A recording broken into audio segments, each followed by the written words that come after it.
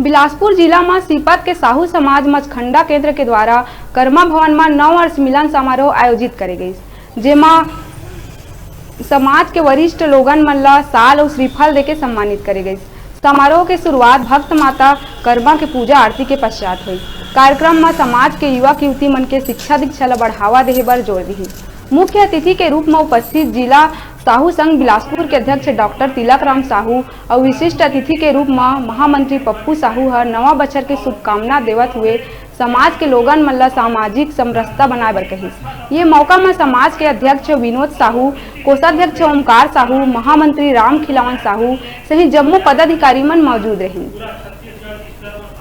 केंद्र मचखंडा के गांव सीपत के धरती में पावन धरती में साहू समाज के केंद्र के आज 9 बच्चर के स्नेह मिलन कैसे जेकर से हमन के समाज के आगे बढ़ाए के दिशा में हमन का आगे बढ़ना है और शिक्षा के क्षेत्र में उन्नत खेती की दिशा में और